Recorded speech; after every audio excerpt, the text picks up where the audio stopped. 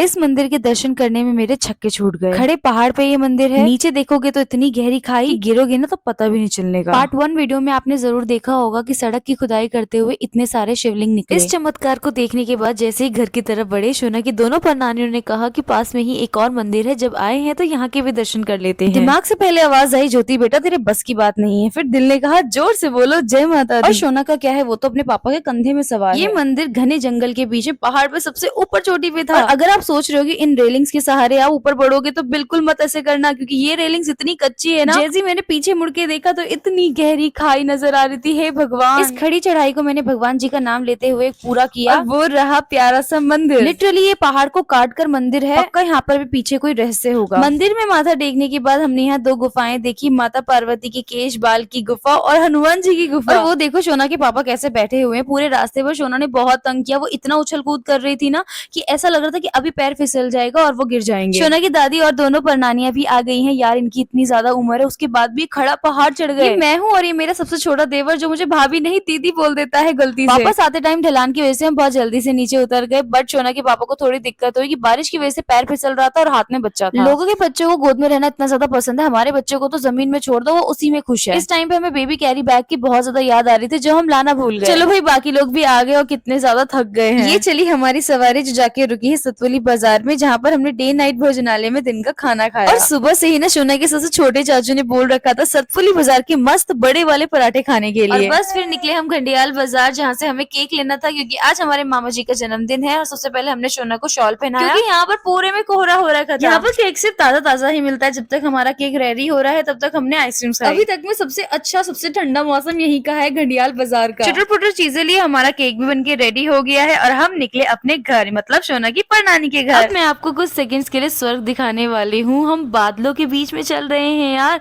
अब ये बादल है या कोहरा मैं नहीं जानती, but look at the beauty. और ये केक मामा जी के लिए सरप्राइज था। सीरियसली यार गाँव में केक बहुत मुश्किल से मिलता है, बहुत दूर जाना पड़ता है। बट एक बात तो है कि केक आपको बिल्कुल फ्रेश मिलेगा क्योंकि वो उसी टाइम बनाना स्टार्ट करते हैं। ये मेरा छोटा सा देवर है जो हमें पानी ला के दे रहा है। बस फिर क्या था, मामी ने हमारे लिए खाना लगाया और हमने खाया।